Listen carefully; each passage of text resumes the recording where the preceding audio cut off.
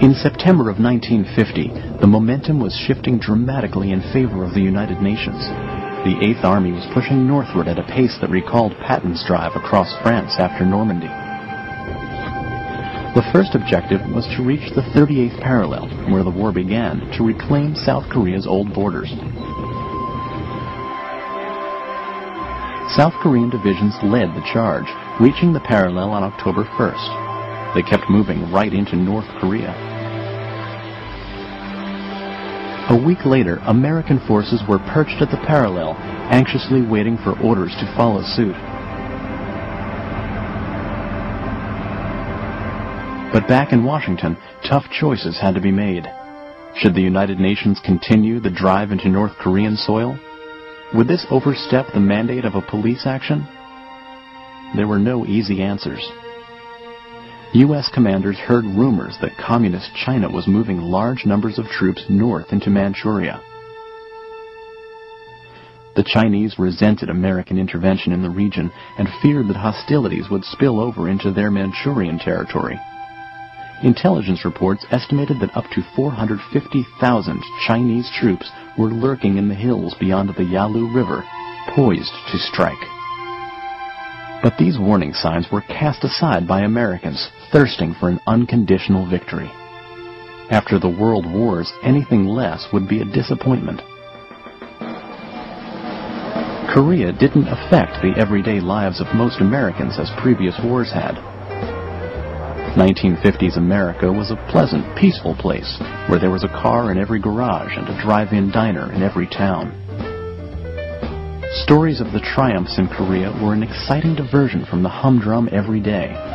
And as the Eighth Army marched heroically onto North Korean soil, a bored, communist-hating populace watched with attentive glee.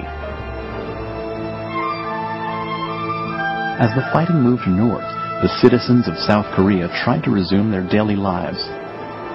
Weddings, funerals, and the daily market went on as they had before the war. As they recovered from the destruction of the previous 4 months, they waited anxiously for their leader, Syngman Rhee, to deliver on his long-held promise to unite the peninsula.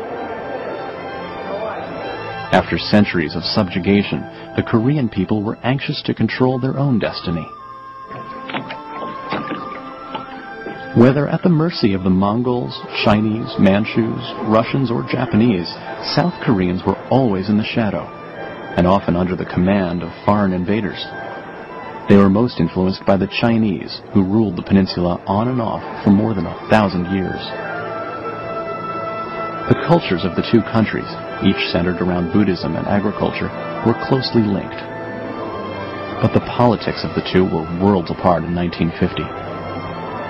South Koreans rejected the Chinese communism that threatened to devour their homeland. Within weeks, their sons would meet their nemesis head-on in the hills of North Korea. There, the front was opening up. The road to Pyongyang, the North Korean capital, was free and clear, and UN battalions raced each other to it. The North Koreans tried to establish a thin defensive line around their capital, but they couldn't curtail the UN momentum. The Eighth Army found itself at the gates of Pyongyang within 10 days of crossing the parallel.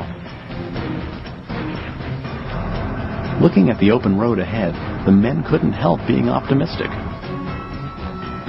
General MacArthur announced that we would be home by Thanksgiving. We believed him. Life seemed good in Pyongyang. Morale was sky high. James Cardinal, Private First Class.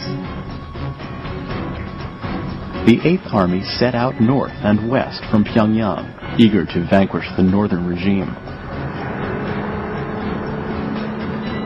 As they crossed the Changchon River, the last major land barrier in North Korea, they could smell victory waiting for them on the other side. But what they found was a mass grave holding over 100 executed American prisoners. The North Koreans were turning even more savage in their desperation. UN resolve was renewed. On October 24th, General MacArthur ordered his men to march straight to the Yalu River. Now he would let nothing stand in the way of total victory. But just over the horizon, squatting silently in the hills, were hundreds of thousands of Chinese soldiers.